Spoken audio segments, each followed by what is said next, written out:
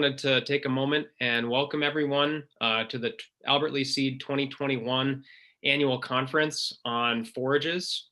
And I'm Matt Levitt. I'm an agronomist with Albert Lea Seed, and I'll kind of be your MC for the day, fielding questions, keeping things on track, introducing folks, and kind of keeping the program moving forward here. And I realize that Zoom is no replacement for gathering together and sharing a meal and seeing each other in person. But we sincerely hope from everyone here that you're staying safe and healthy this winter. And if the trends continue, we'll hopefully be able to gather together again this coming fall and winter.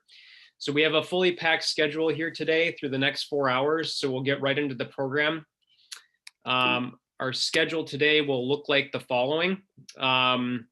We're going to start things off right away this morning with Margaret Smith, who's an agronomist and our forage agronomist on staff, talking about choosing the right summer forages for your particular farm and objectives. We'll follow that with Matt Akins from University of Wisconsin, also talking about improving warm season grass yields and quality. Following that, at 11:15, we're going to have Mary Dernowski, PhD from University of Nebraska, talking about optimizing animal performance on summer annual forages. At the noon hour, we're going to have a small panel of farmers and researchers, both from Minnesota and Wisconsin, talking about grazing cover crops specifically. And then we're going to end the program today with Kevin Shelley from University of Wisconsin, talking about incorporating winter small grains for forage in a limited corn soybean rotation. So you may have noticed when you joined on here today that you're all muted. And that is to keep background noise and distractions to a minimum for our speakers today. But you know, given the nature of Zoom, we want this to try and be as interactive as possible. So I'm going to walk you through how you can ask questions of our presenters throughout. I will say too that over the 4-hour program, if you're not able to be with us for the entire 4 hours, you can certainly feel free to come and go as you'd like throughout the day. Log off, grab a sandwich, grab a coffee, whatever you need to, and then come back on as your interest sees fit. We will be archiving these presentations and hosting them on our website for the future. So if you know folks are not able to make it today, we will be hosting all this content online for the future. So as I mentioned, a couple of housekeeping items here. Everyone is going to be muted. However, we want this to try and be as engaging as possible. And so how that's going to work, if you have questions, please ask them throughout. There's going to be one instance today where I'll guide people through where we're going to hold questions till the end. But please, if you have questions during these presentations, take a moment and ask them. And how that's going to work is you're going to type your question into the chat bar below on Zoom. So if you're not familiar with Zoom, I've kind of highlighted it here at the bottom. You click on the chat function and then make sure in the to column that you've selected everyone, so everyone can see your question. And myself and my colleague, Ashley Bingham, will be moderating these questions and then interrupting our speakers at opportune times to pass those on and hopefully create discussion. You can also request to be unmuted as well if you'd prefer to ask your question in person. You just type your name and that you have a question, and then we can find you in the queue here and unmute you as well. But so you have two ways to ask a question: either type it in and we can relay it for you, or you can request to be unmuted if you'd prefer to ask your question in person. So with that, we're going to get started with our first speaker of the day, which is Margaret Smith, forage agronomist with Albert Lea Seed, talking about choosing the right summer annual forage for your particular farm and rotation. So take it away, Margaret. Oh, hang on one second, Margaret. Looks like you're muted here. I'm unmuted, but we need to share. Okay. Yeah, we need to share screen. So here we go.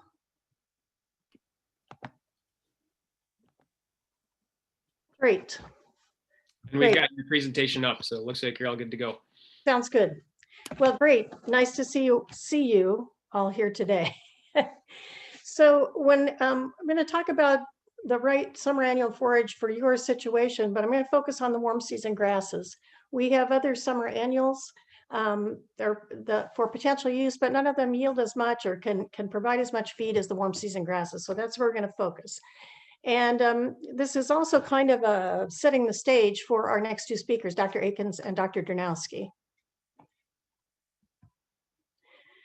So among the warm season summer annual grasses, most of you are familiar with this. We have the sorghum species, and of course, those are native to Africa. And you think, how can we grow those in Minnesota? It has to do with a lot of breeding for forage production. When they were first brought to the United States, they were really used for cane, for sugar, until some breeding started going on. We started using them for forages. So forage sorghum and Sudan grass. Forage sorghum will set a seed head and produce grain. It's a big rangy plant, but about in the, I think, 1950s, they started hybridizing those. And so sorghum Sudan grass is a blend between those two, both hybrid performance in yield and quality as well. In addition to the sorghum species, there are a range of millets that are available. Pearl millet, Japanese millet, foxtail millet, proso millet, and then teff is separate. Teff was really grown originally as a grain. It has a tiny, tiny seed in the highlands of Ethiopia, but people found that the vegetative portion makes good quality forage as well, and it is a warm season again.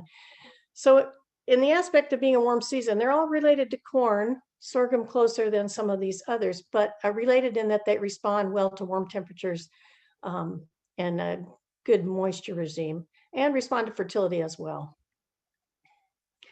So I have here relative mature heights of these different species. Now, I do have a number of feet off to the left, but it ranges within each of these because of different genetic materials, how tall these may grow. And frankly, what does height matter? Not very much. I put the graphic in here to illustrate that the yield potential of these follows roughly a similar curve, but there are a lot of factors that affect yield. So I won't just tell you that sorghum Sudan grass is going to yield more than a pearl millet, because it depends on how you manage it. So forage yield, if you look at the warm season grasses, and frankly, this slide could be for almost any forage. Clearly, it's influenced by species, as I just showed you in the previous graph. But planting date. So typically, we're planting these when soils reach 62 degrees at planting depth, about an inch depth. And so sometimes farmers are planting these around June 1st. Sometimes, depending on what they're following, they may not be planting till around July 1st. And that planting date makes a big difference in yield.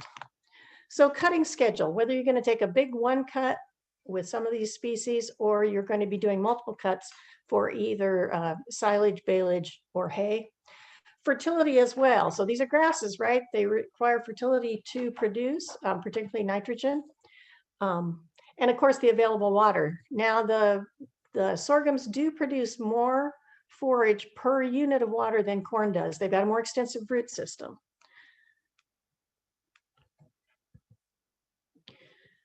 So selecting among this range that I showed you. So we showed you a range of 8 different species there. Depending on what you're going to feed this to is going to influence which you may select.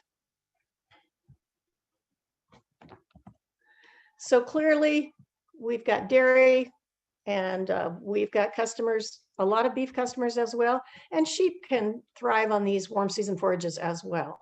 But the class within those also makes a difference, both in species selection and in management. So the feed quality needed by livestock class, we can talk about forage quality. Now, forage may or may not be representing the full diet of these different classes, right? So again, just a general schematic here showing the trend. So lactating cows require the highest feed quality. We're expecting a lot out of them, right? So beef weaned calves would probably fall below those. And again, our following speakers can reorder any of these if they feel I've got any of these out of place. So dairy beef, sheep, grow finishers, replacement heifers can get by on a little lower quality, but you still want to have good intake to get that growth on them. Beef, you're going to want to grow faster than your replacement heifers. So then we get down to dry cows, and we have a lot of dry warm season grasses put up feed for dry cows, both dairy and beef.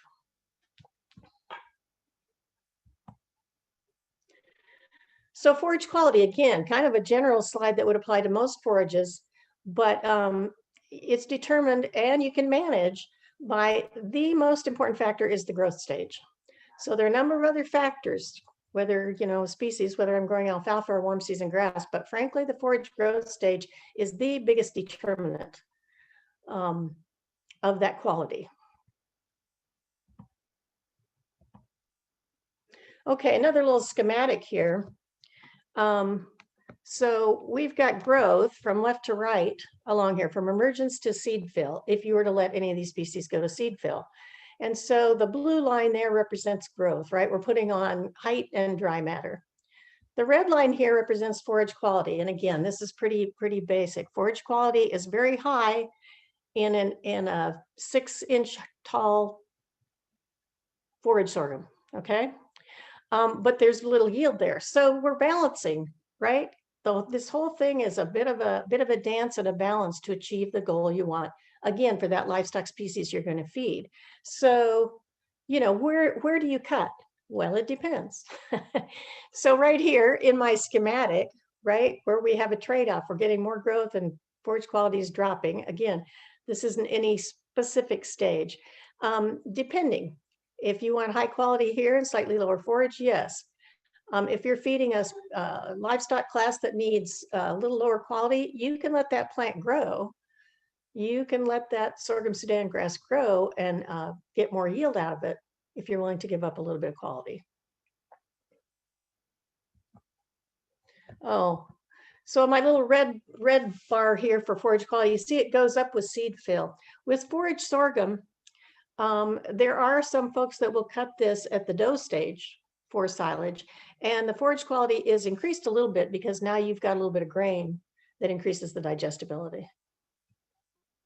So the forage quality determined by forage growth stage, I've got that bolded because it's the biggest, but the species, and those species I shared with you at the beginning, from forage sorghums down to teff, influence it. The varieties within the species. So within most of these species, we do have variants that have BMR and non-BMR. So the brown midrib trait that comes along with lower lignin levels. We've got some with dwarfing characteristics, which can affect the yield.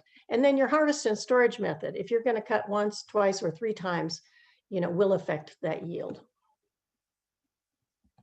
So harvest and storage method. Typically, we'd want to avoid putting any of these up at high moisture silage because the loss, the seepage is too much. But so wilted silage, again, for these would be at 60 to 70% moisture. Baleage at 40 to 60%. And a lot of the warm season grasses, because they're big, certainly the forage sorghums, Sorghum Sudans have pretty big stalks, fit very well in this baleage as far as a stored method. So when you come to hay and you look at the difference between the moisture, any of you have made hay or baleage know all this already, but the drying between 50% and down to 15% is a big thing. And they make a lot of hay out of, say, Sorghum Sudan grass in Texas. But they've got dry, warm days, and they can dry that down in 2, 3, 4 days. Whereas up here, it takes 7 or more days to dry that down for hay. So typically the larger forage sorghum, Sorghum Sudan grass, we don't recommend for hay. But they fit well within a silage or baleage and can be green chopped as well. So a number of these are used for grazing, well suited to grazing as well. And just for reference, that fresh material is about 70 to 85% moisture. So other considerations in selecting a species, right, is the soil resource.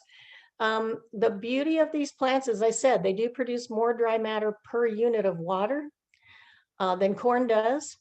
Generally, we're pretty well watered in the upper Midwest and the even as you move east. but some of these don't do as well on heavy soils as others. And on drought-prone soils, for instance, pearl millet, if you have really drought-prone soils, we would probably encourage you to try pearl millet because it performs the best of any of these on drought-prone soils.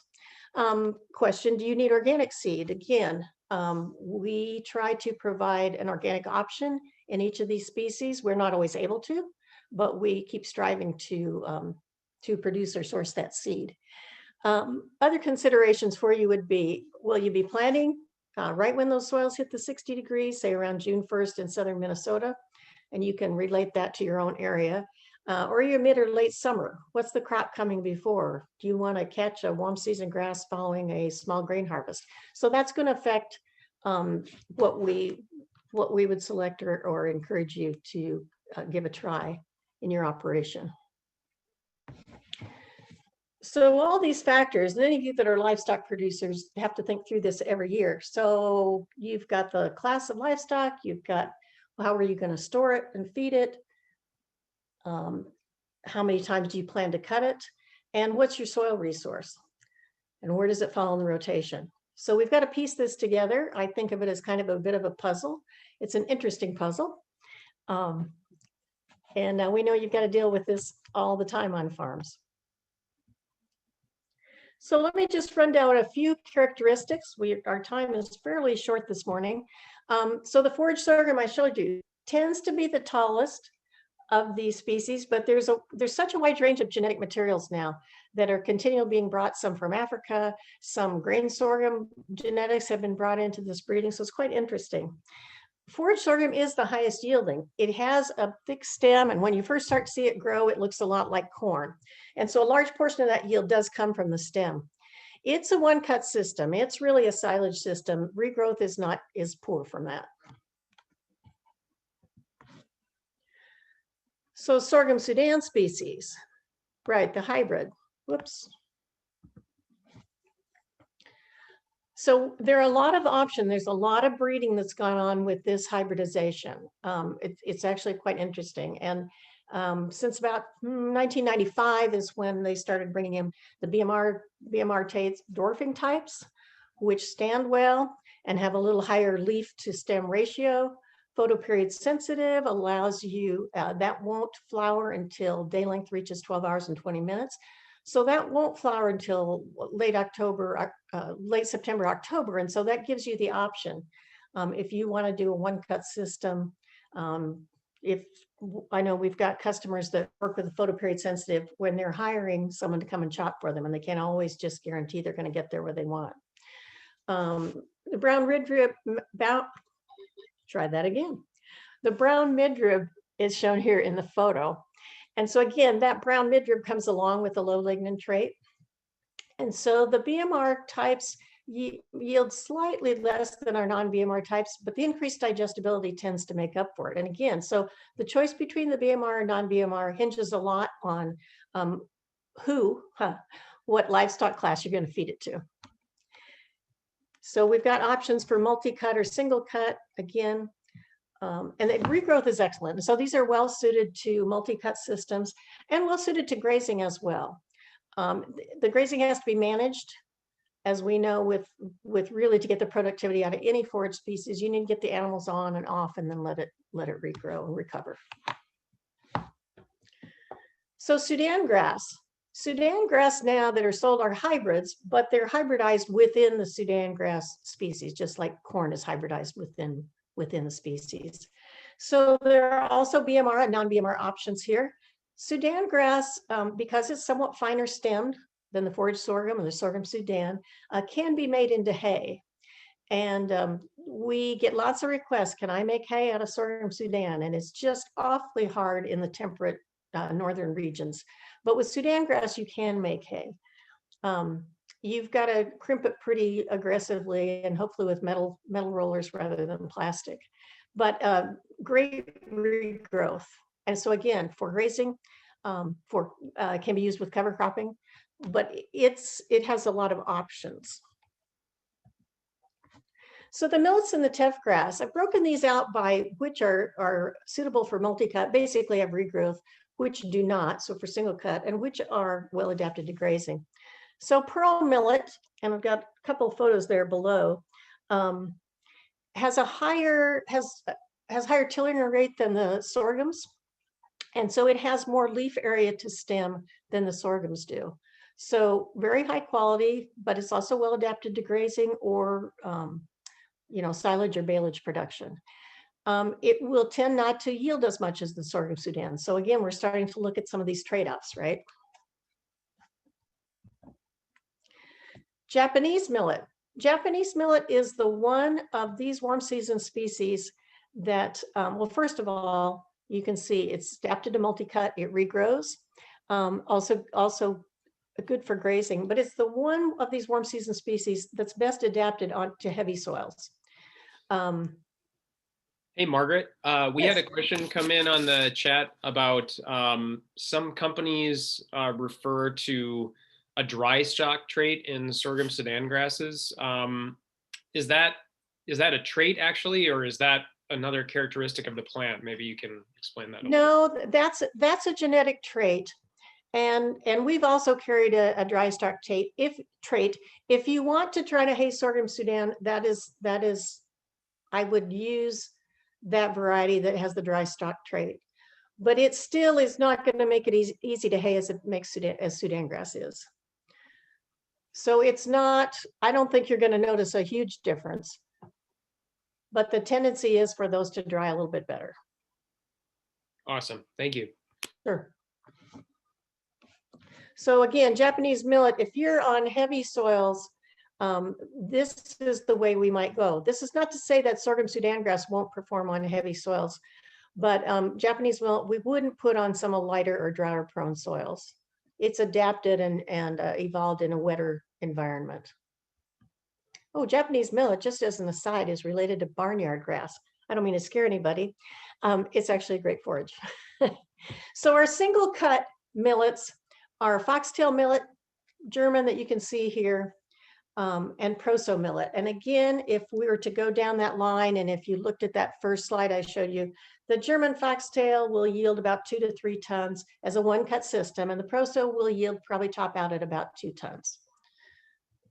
So these two are really for, again, if you're in some type of rotation system where you have a period of time of about 2 months and you want to forage cutting, for less expense, you can get that with the German Foxtail millet or the Proso, something probably in mid to late summer. And of course, we also see these sometimes used for prevented planting, but also could be included in a summer cover crop mix. So Teff. So Teff is an annual grass. Again, it's a warm season. It's a C4 type grass. And I see the pictures here were taken too late when it was headed out. When I look at this and I think the Ethiopians harvest those seed for food, I just can't believe it. But they sure do. So Teff is touchy to get established. It requires a very firm seed bed, but it's an excellent hay producer. It's a fine stem, fine leaved. And so people like it for horse hay.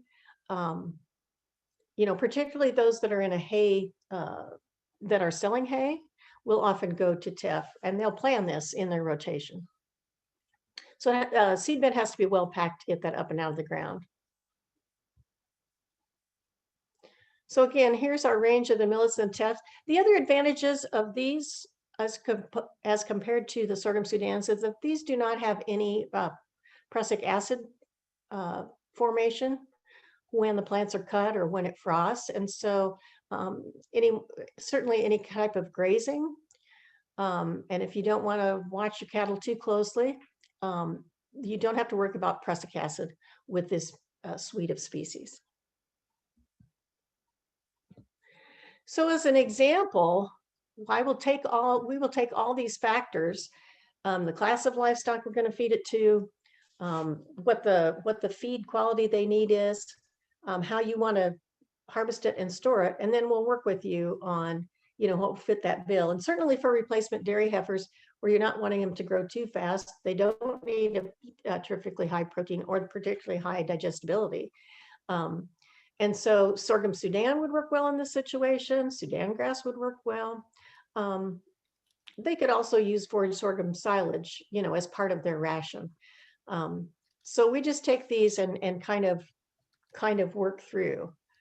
Those of you that have already grown these warm season species and you know, if you want to try something or tweak it a little bit different, we can work on that as well. So we're coming toward the end of our time, and we'll just see if there are any more questions. But our seed catalog for 2021 should be hitting your mailboxes, but it's on our website now. And you can just take a look, particularly if you haven't received yours yet, at the Sorghum Sudans, these others we've talked about. We have some grain sorghums as well, and the millets and Teff grass. Again, we try to have an offering within each of these species that's a BMR type and a non-BMR, and we try to offer an organic option as well. Margaret, there was a question about seeding Teff grass, and if a Brillion seeder is the best tool to seed that, or if you have any recommendations on the best. Yeah, I think a Brillion will work all right. The seed is so tiny. Now our seed is coated, so that gives us a little bit of leeway, but you still can't get it too deep. Thing with the Brillion, I'd probably go over the ground twice to get it pretty well packed, and you're going to leave those ridges, then seed it. But after that, I'd like to pack it with something that isn't as ridged. And, you know, other than a land roller, we don't really have that much option, but I would go over it probably twice beforehand and probably twice afterwards. It's similar to seeding prairie grasses in that they say you shouldn't be able to see your footprint when you step on that seed bed. That's how shallow it needs to be. And so the softer it is and the ridgier it is, some of that's going to go too deep. So one option would be, if you think some of that's going to go too deep in a Brillion type seed bed, is up the seeding rate a little bit. Gotcha. There's another question that came in about seeding Teff. Is it possible to spread it before animals graze for them to stomp it in a little bit, or not a great option? I would say that's not a great option. It's best established as a pure stand with a pretty clear seed bed. People have no-till seeded it into thin alfalfa stands. Now, the beauty there is that that's a packed seed bed, right? And so wherever there's no competition from the alfalfa, that will take. But that's usually either broadcast and incorporated, probably most farmers with a Brillion roller or a cultipacker or drilled into that alfalfa stand. But I don't think you're going to have very good success trying to get animal establishment. Too much variability. Great. And there was a question, just to reiterate for those who joined in later, we will be recording these presentations and uploading them to our website as well. So if you missed a part of it, or you're kind of going to go in and out today, we will be uploading all these presentations to our website for later viewing, just as a heads up here. So thank you very much, Margaret. Really appreciate that information. Oh, looks like there's one more question here. We probably got time for about one more before Sure. Matt joins in. And this question was from the same gentleman asking about broadcasting Teff and having animals trample it in. What would you recommend to broadcast into a paddock after grazing that already has grass and legumes in it? So I'm assuming these are cool season species and potentially looking for a warm season option there to mix in. Oh, okay. Yeah, interesting question. I think you could try a number of things, you know, obviously we're dealing with annuals here. I think you could try that and might have a little better luck with Japanese millet than you would with Teff. It's a little less touchy on how you seed it. You know, if you can drill it in, you're gonna have better luck. But to get through a solid seeded pasture stand, you're gonna have a no-till or a grassland type drill. I think you could try Japanese millet. You know, frankly, I know people that have done it with corn out of their bin, right? Just to beef up that summer grazing. So any of these warm seasons, I think you could give a try. You're going to be coming grazing it back. Forage sorghum, well, again, corn or forage sorghum is not going to regrow, so that'll be a one-shot deal. But I think you could probably try it. I mean, you could probably try it with almost any of these warm season species. Hey, Margaret. Yes. We've actually did a little bit of work on interseeding into pastures with some of these warm season annuals. And corn did not work very well, but actually the best one was sorghum Sudan. Oh, great. This is Mary Dranowski speaking, you guys.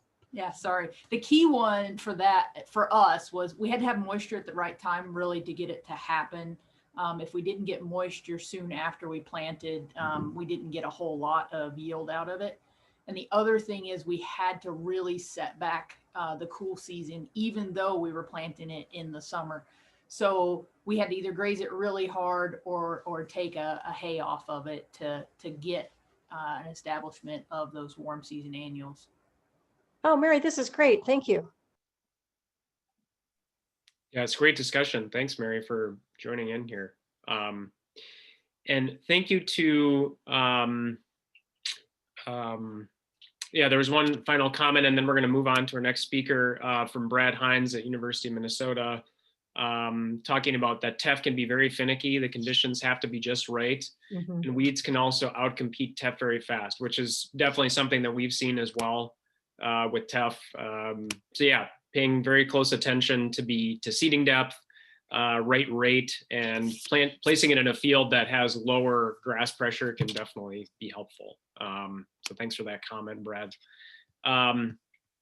So we're going to move on to our next speaker here. Again, if you just joined us, this is the 2021 Albert Lea Seed Annual Conference. Thank you to Margaret for kicking us off here. Just as another glance at the schedule, next up we're going to have Matt Akins from University of Wisconsin, also talking about warm season grass yields and quality, kind of a good expansion on what Margaret laid down for us. And just as a recap here, everyone on the call is going to be muted. You're going to hear me give this spiel many times today if you're going to join us throughout the entire 4-hour program. But we would like you to ask your questions, make this as interactive as possible.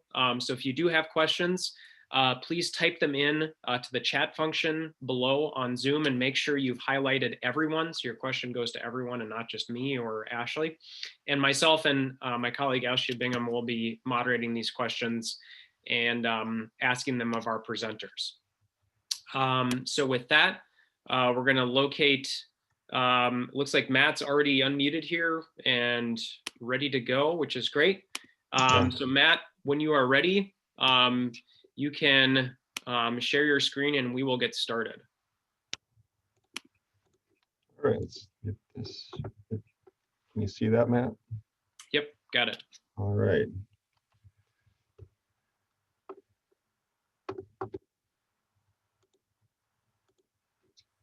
There we go. All right, so I appreciate the invitation to talk with everybody today, and been working with these for the last 5-6 years, and up in central Wisconsin. I guess a little background on myself. I'm a scientist and dairy specialist at UW-Madison.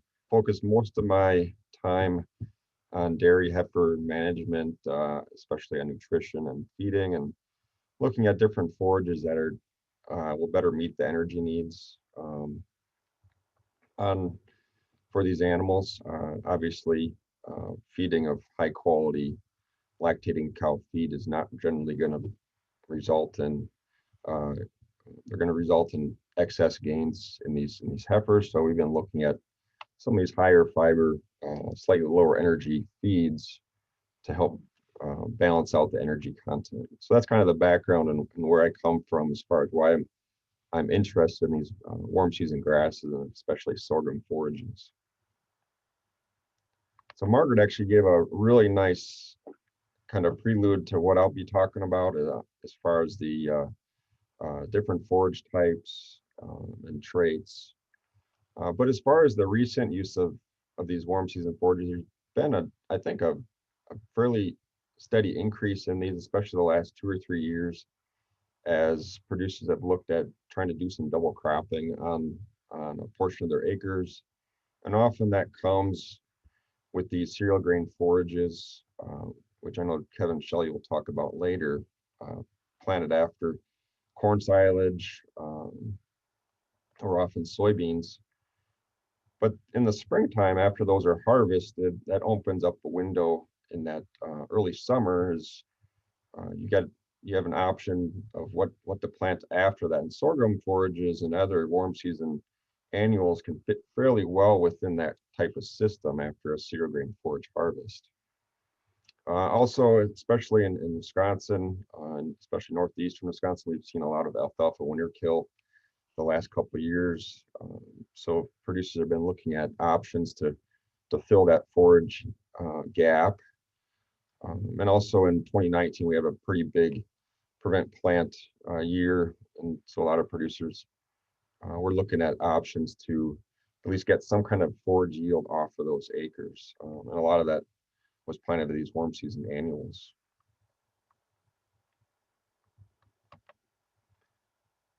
As Margaret went through these different sorghum forages pretty in depth, actually, so I'm not going to spend a lot of time, but just to cover this again, forage sorghums are typically used as a single harvest type system, similar to corn silage.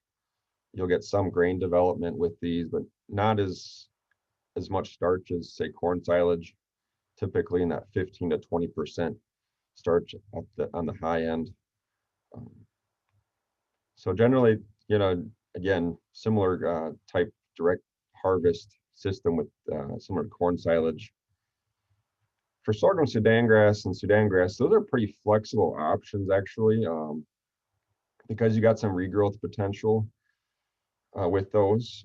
So a multiple harvest system can work very well. You got much thinner stems than the forage sorghum. So it generally works better in a haylage type system or even a baleage type system fairly well. If you're going to look at lactating dairy cows, that would definitely be the option to go with these sorghum Sudan or Sudan grass, because you're going to get higher quality compared to a single harvest. As far as the number of cuts, generally in central and northern Wisconsin, we're going to get 2 cuts. We just don't get enough heat units after that second cut in the fall, or to really see any kind of regrowth thereafter. But in the south, you might be able to get 3 cuts with that, very likely in Iowa, Illinois areas, that you're probably going to see the ability to get maybe a 3rd cutting off those acres. These can also be used as a single harvest system, and that's what I've focused a lot of my efforts on, is this single harvest system specifically for dairy heifer type feed. It maximizes the yield, and also the fiber content and the energy is going to be close to what we need for dairy heifers, and probably it also fits really well with beef cattle, especially beef cows, energy needs. The thing to keep in mind in the Midwest is that these need warm weather to really thrive, and not an excess of moisture. So there's been years where these have struggled, at least in our plots, especially in marsh field and wetter, heavier soils. It can be a struggle. So warmer weather generally definitely helps with the growth of these. The nice thing is, during a drought, these can do really well during dry conditions, what we've seen. So these, again, are different traits Margaret went through. I think most of these, the brown midrib, I would say if you're feeding to lactating dairy cows, would be just a requirement to have that trait built into the variety chosen, just because that's going to provide you significantly better fiber digestibility compared to a normal variety. As far as brachytic dwarf varieties, I haven't worked with a lot of these, but they're generally shorter growing. So if you're looking at like a forage sorghum variety with that brachytic dwarf, you're probably going to result in slightly less risk of lodging due to the shorter stature of that plant. So that might be a trait you want to look at for that purpose. The dry stalk trait's actually fairly useful, especially with a single harvest system, because the stalk or the plant will be about 5% less moisture, so that can help you kind of cut down the dry down time with those crops.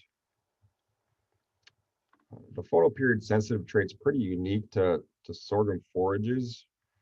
And what that is, it's a trait in the plant that will not allow it to become reproductive until the number of hours of daylight get below about 12.5 hours. So typically in our area, it's going to be probably in that late September timeframe when it's going to actually become reproductive and put out a seed head. What that allows for is your forage yield can be drastically increased with that because it continues to produce leaves and stem. The thing with this is that with a single cut system, it's generally going to be difficult, especially if you're trying to cut that in, say, October. You're probably going to have to cut that earlier in September when the drying conditions are going to be provide some kind of drying during that time. The mill stirrer one's a pretty new one. Basically, what that is it's it'll develop a seed head. It will put out a seed head, but that seed head will not contain viable seeds. It will not actually produce any starch or accumulate starch in those. And so what it'll do is actually, instead of putting the energy into the seeds, it'll actually keep those sugars in the plant. So you can get a higher sugar content in that stalk.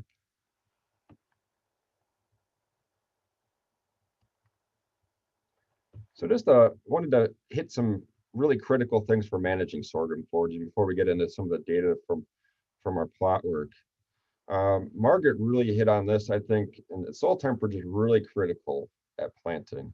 Ideally, you're going to want to be at that 65 degrees point. We've had instances where it's at that point. It looks really good in the plots. Get it seeded, and then you get a heavy cold rain a couple days after, and it turns into a disaster in those plots where it just doesn't emerge, especially on these heavier soils. So you got to consider soil temperature and also looking ahead. What's that weather looking like too? If you know there's a significant rain in the next day or two, you may delay planting a couple days to avoid that. As far as the depth of planting, that's really critical too, especially on the heavier soils. We don't want to be putting that seed too deep. So you want to be in that 3/4 to 1 inch depth in those heavier soils. Sandy soils are going to be a little bit more forgiving.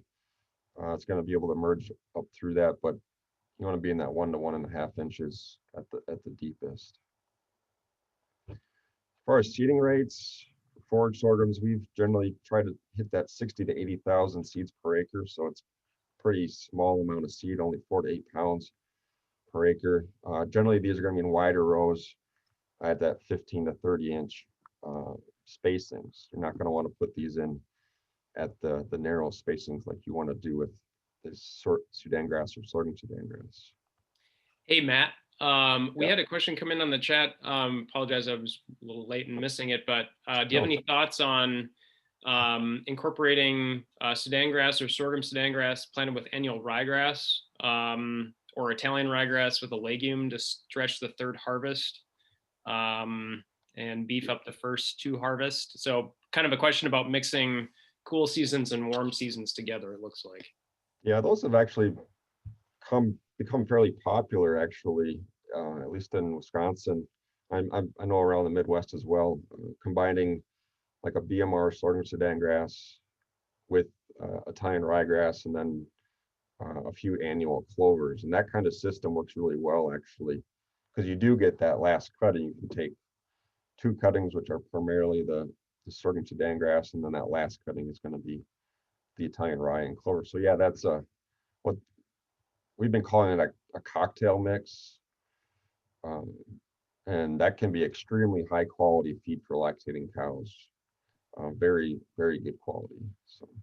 So along with that, do you have to stretch out your seeding date on the annual or Italian rye and the clovers to later than you normally would to account for the sorghums or Sudan grasses in there? Yeah, you would plant that at the ideal soil temp for the sorghum Sudan. Typically in dairy forage systems, they're going to be put in after like a cereal grain forage harvest. typically in that early June timeframe or late May, depending on where you're at, whenever soil temperatures hit that target temperature. So, but that's been working fairly well, and we're going to be doing more work with that hopefully this next growing season to look at yields and how to better manage, trying to accelerate, improve that Italian ryegrass and the clover growth. Generally, we don't see a lot of that come in until that second or even third cutting. You generally don't see much of it at all in that first cutting. But yeah, that's something that's becoming more popular. Great, thanks. That's good information for me.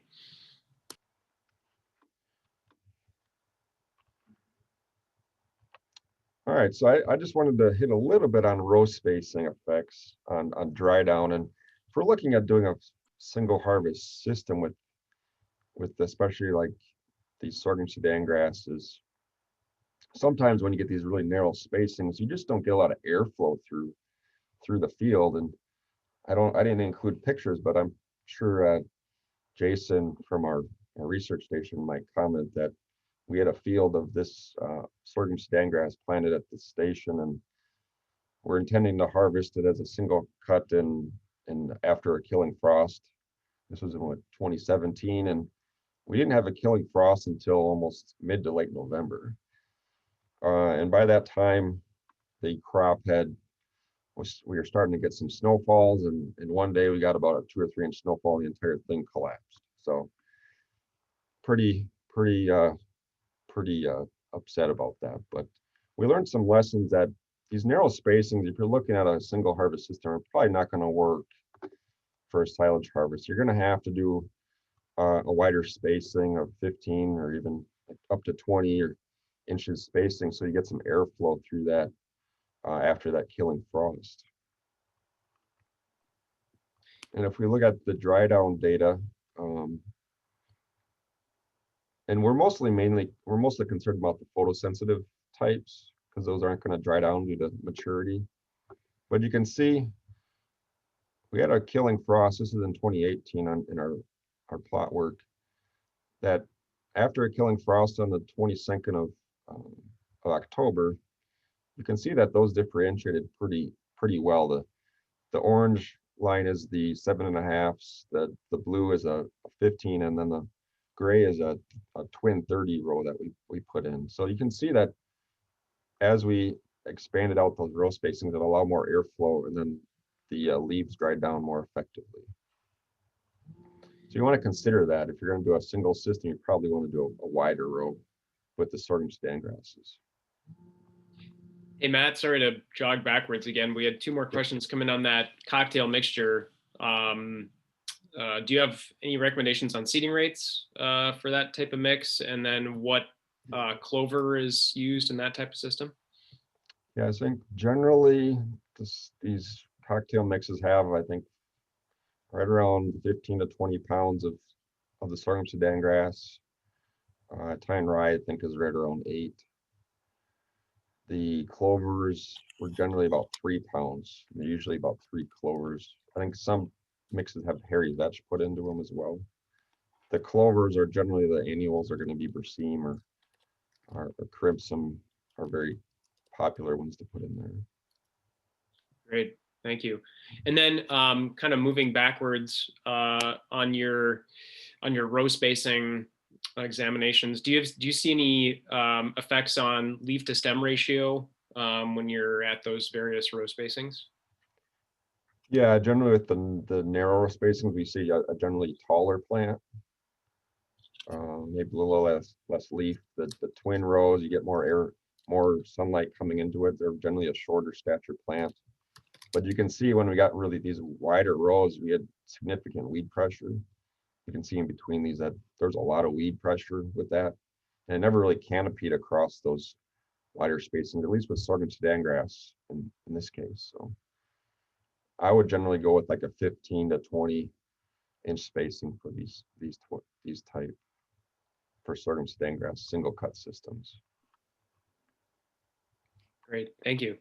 Yep. So this kind of leads in pretty well to these different harvest systems. Again, if you're looking at a multi-harvest system for like lactating dairy cows, you're really targeting that higher quality forage to really improve your fiber digestibility and protein content. In the Midwest, again, 2 harvests is likely, and most of it, maybe 3 to the southern regions. Typically, we recommend to leave about 6 inches of stem. So it's about 2 nodes is what the target is. And that's just generally going to help improve the later regrowth. And I'll show some pictures. We did some work with that recently. And you're also definitely going to want to wide swap this stuff because the stems will generally not dry down very effectively. Most of the drying is going to be coming from the leaves. As far as in this case, we focus most of our work with silage or baleage. If you're looking at all like for hay production, I would go with the Sudan grass as Margaret had mentioned earlier, because the sorghum Sudan grass is, even the stems are fairly large, though they're half-inch thickness, so those don't dry down very effectively. And you can do this as silage or baleage. I've had producers do that. It's cut at about 30 to 40 inches. So if you're doing baleage, you might target that lower end so you don't have really long stems in the bales. And also probably want to pre-cut that going into the baler.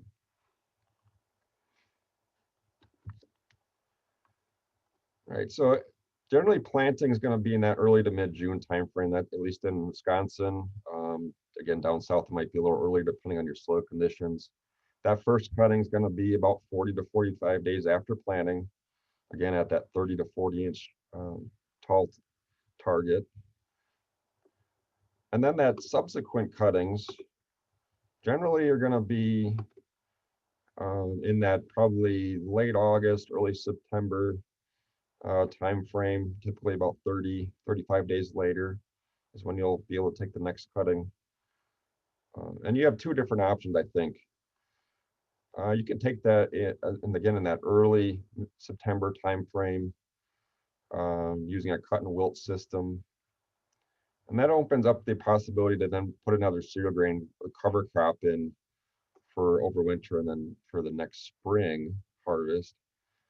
Otherwise, you could let that continue to accumulate forage yield and then let it freeze dry or frost kill and then dry over about 7 to 10 days and then direct cut and chop it. And by that time, this stuff is going to be already in that 30 to 40% moisture or dry matter that you could direct harvest it and chop for silage. You definitely need to wait that 7 to 10 days, mainly due to prussic acid, also to let those leaves dry to get the moisture content down. And this is just a picture from one of our sites where we did that type of system. As far as for a single harvest system, that's definitely going to generally maximize your yield. It's going to be more moderate quality forage, especially for sorghum Sudan grass or Sudan grass. The forage sorghum will accumulate some starch in that, but if you do use forage sorghum and as a single cut system, you definitely want to make sure you want to be breaking those berries, those sorghum berries.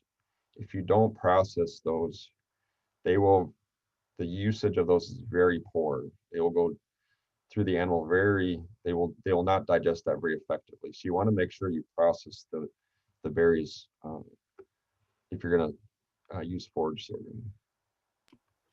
Generally, if we plant this by early to mid-June, it's going to be typically for our conventional varieties, they'll be ready to harvest by that mid to late October. They'll be drying down and start to mature. But if you use like a photosensitive variety, or if you do a late planting, you're going to need to let that frost dry to get the moisture content down. Is there another question, Matt? Yeah, so there's a question, does frost killing affect feed value versus cutting it and letting it wilt, assuming that they're at the similar stage of development? Yeah, we haven't really looked at that too much as far as taking samples directly before and after frost drying or frost killing. You would think that your protein content might be a little lower in that plant, but we haven't really evaluated that, to be honest. Like the difference between directly before and after. Mainly because if you don't, you're going to have to frost. You're going to have to let that get that dry enough. There's just no way that photosensitive varieties are going to ever get dry enough standing without the in a single cut system. So haven't really looked at that too close. Okay. But yeah, there's probably some changes, especially with protein content. So there again, planting in that early to mid-June timeframe, ideally. Cutting, and there's really, again, two options, I think, here, and it really depends on the risk you want to take and what you're going to be putting in after that potentially is. You can come in and cut that material in mid to late September, let that wilt and dry down, try to target a fairly good drying condition days for that material. And you can see this is what we did in 2018 with a field for our feeding studies, where they went in there and cut and wilt that. Or you can let that, again, go and frost dry it, let that go until that mid to late October, early November timeframe, and then come and direct chop that with a forage harvester. One thing to keep in mind is you don't want to let that stuff sit out there too long after a frost. You can get some lodging. If there's any amount of snowfall, it can cause some lodging risks. So you want to be watching that pretty closely. And if you don't want to have that type of risk, I would probably suggest to go with that option number one. The nice thing about option one is it opens that cereal grain forage or cover crop establishment thereafter. Also lets you put some additional manure out on those fields and utilize that manure with that cover crop. So it's just this is from 2018. We actually established it a little later than ideal. It was a pretty wet conditions. Couldn't really get it established on time in mid-June. So it was actually established on July 4th. You can see within about 2 weeks, so it's growing very quickly, and by a month in, it was already about 4 feet tall. And by mid-late September, it was about 6 to 7 feet tall. The photosensitive varieties on the left, you can see we don't have any seed head development at this point, while the conventional variety we planted was just starting to put out a seed head. We cut that on the 22nd of September and let that lay in the field. We did not ted this. We did not rake it before harvest. They basically picked it directly up off that windrow with the chopper and harvested it. You can see even after 3 days of drying, the material below that was not exposed was still green, but the moisture content was right around 35 to well, the dry matter content was right around 35 to 40%. So it actually dried down fairly effectively. So moving on to some yield data. I got to get moving through these slides so I don't encroach on Mary's time here. So one thing we've really focused a lot on is this harvest management, comparing multi-harvest to single harvest. And so these orange bars are the single harvest treatments, and the blue are the multi-harvest 2 cuttings. And then we have different types of sorghum, so forage sorghum, BMR, forage sorghum, sorghum Sudan grass, and then BMR sorghum Sudan grass. And then 2 sites. We had Hancock and Marshfield, the H and M. Hancock is in the central sands region of Wisconsin, very well adapted to sorghum forages, drier soil conditions. It is irrigated, so we can adjust the irrigation rates depending upon what the soil conditions are, but really ideal place to be growing these sorghum forages. Marshfield is, again, generally heavier soils, wetter soils, slower to warm up in the spring.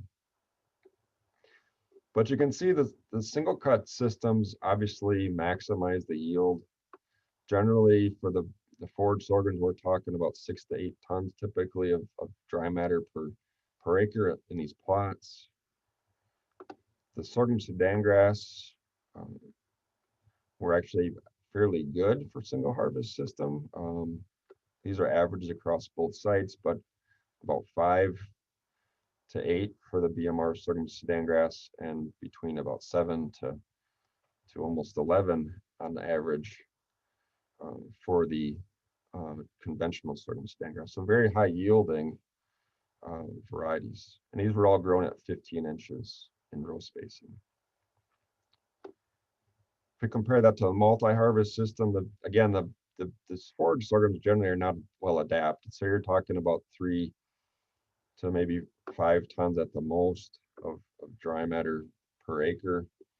Compared to the sorghum Sudan grasses, we're seeing better regrowth of those of about, we're going to see typically 4 to 6 tons of dry matter for these, at least in our plots, with generally lower yields in these wetter conditions and much better yields in these drier conditions.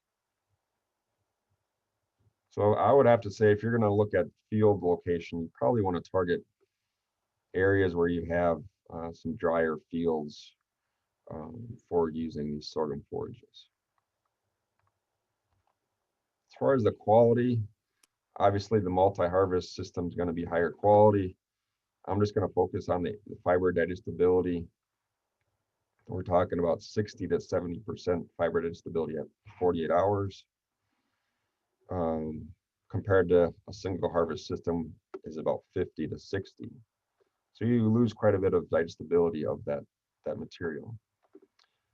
If you look at the difference between the conventional and the BMRs, you do see a pretty significant difference, about 5 to 6 points increase in fiber digestibility for those BMR types, especially even more when you're talking the single harvest system. So those maintain their energy a bit better for the BMR types. The other thing to consider is the protein content, much lower for the single harvest system compared to the multi-harvest system. So these would work fairly well in beef cattle diets, beef cow diets, dairy heifer diets, and fit actually fairly well in dry cow diets, depending on the potassium content. Hey, Matt, is there, did people ever look at the energy harvested per acre in terms of cut forage? Is that a metric that anybody uses for quality? And is there any differences between the multi-cut and the single cut for that type of analysis? Yeah, I have looked at that, but I don't have the data here. I'd have to look back and find that. I know my grad student had pulled that together, but I don't have that included. Yeah, when you're talking total energy, your yield might be 2 to 3 times higher, but it's dictated about what you're feeding it to, because if you're feeding it to dairy cow, lactating cows, you're not going to want to be feeding a single harvest sorghum Sudan grass crop. Just not going to fit well on those type of diets. The energy quality and protein are fairly low.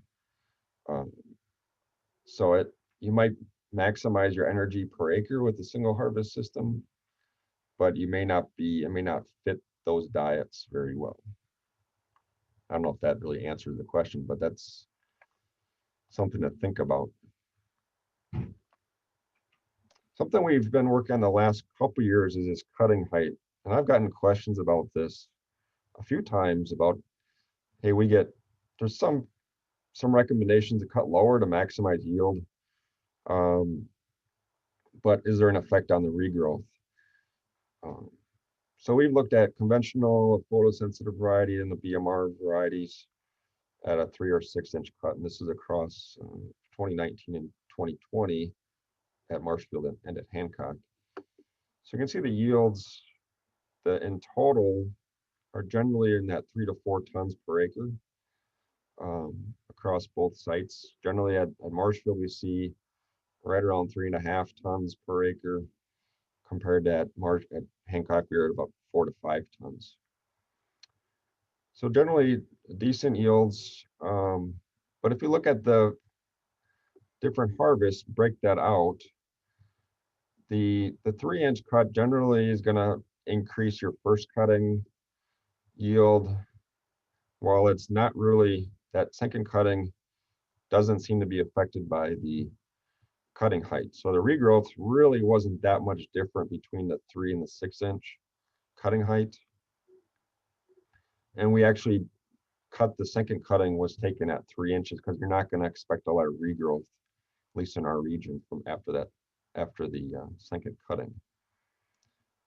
Just to show you some differences in the, about 1 week after we cut them, on the left here is a 3-inch cut plot and the right is a 6-inch cut plot. So you can see that those 6-inch cut plots definitely recovered more quickly and had a lot more regrowth out of the stem nodes compared to these 3-inch ones. Cut plots had to regrowth from the base of the plant, so it had to put new tillers out when it was recovering.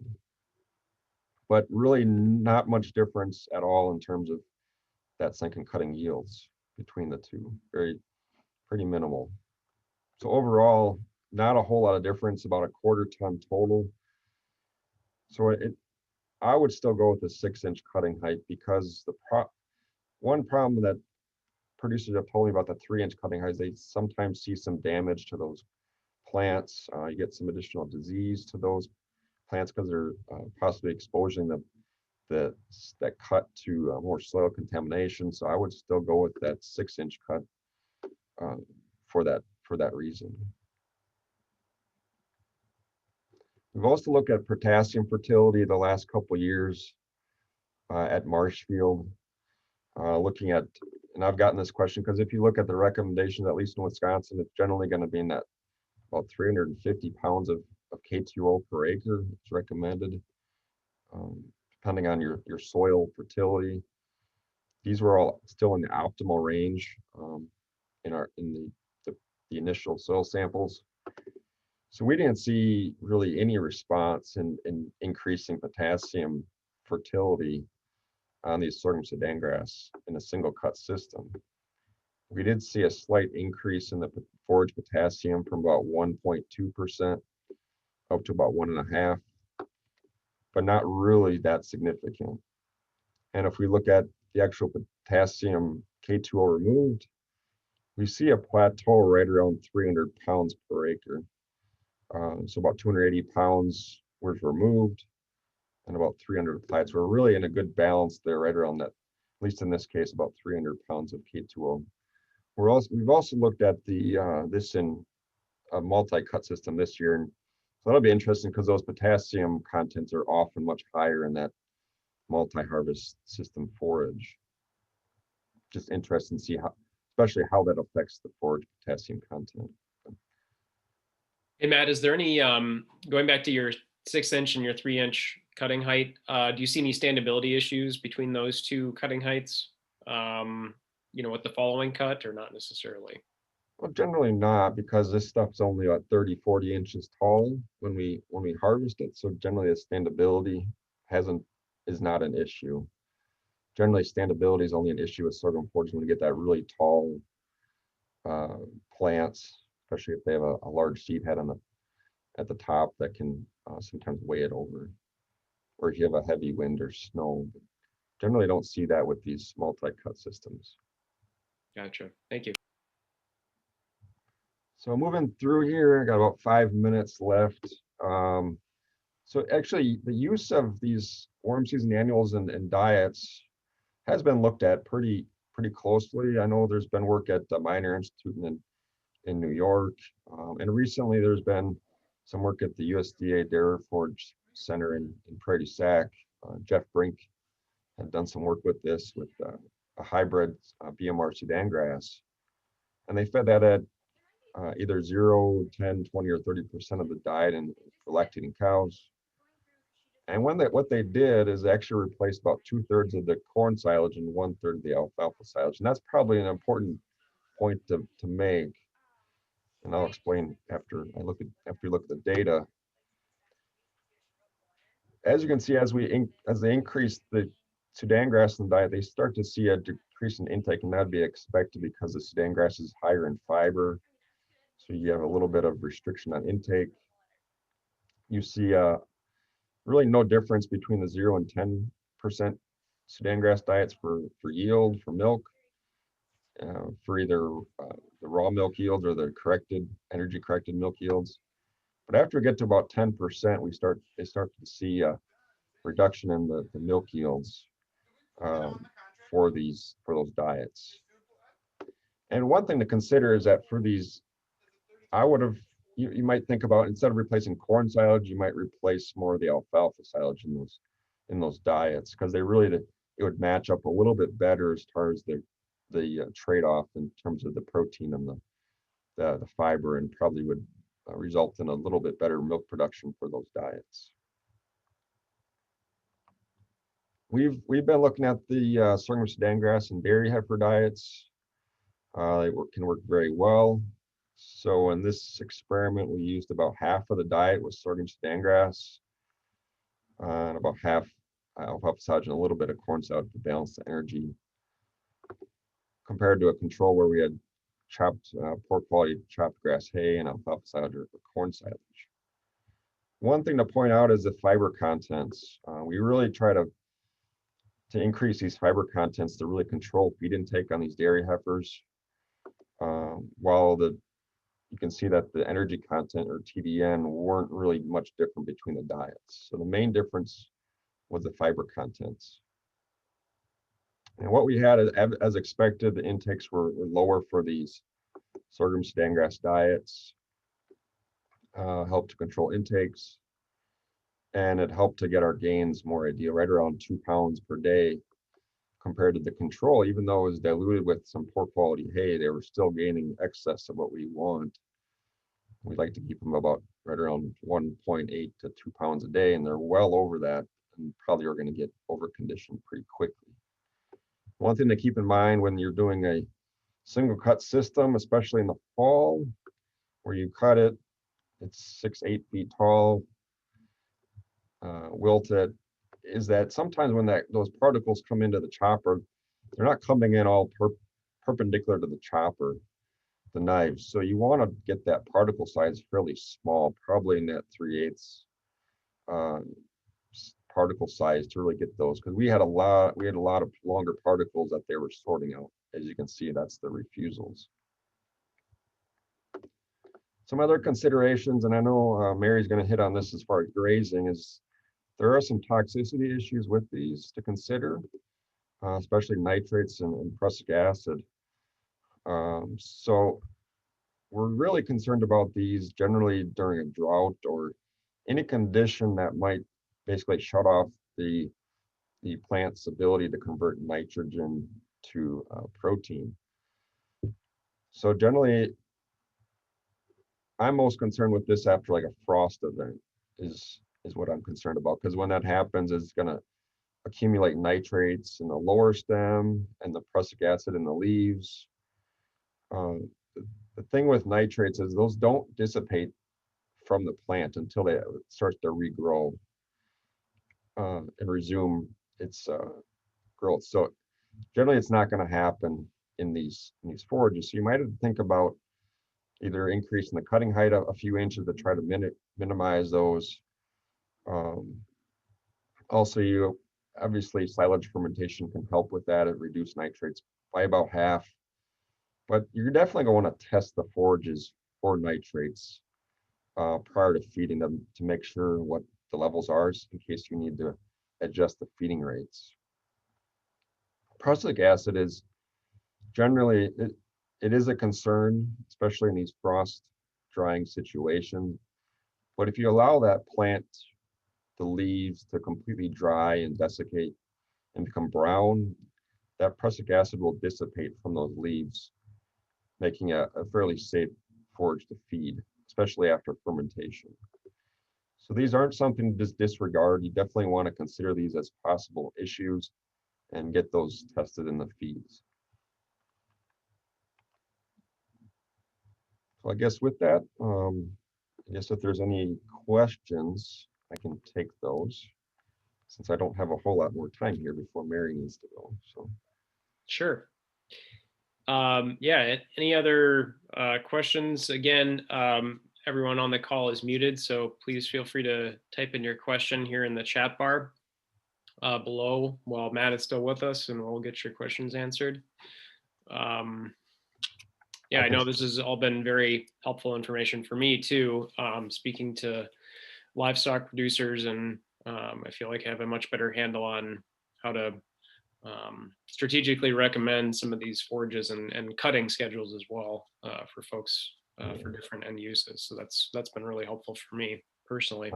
And I can stay on for a little bit if people have questions over chat too. So.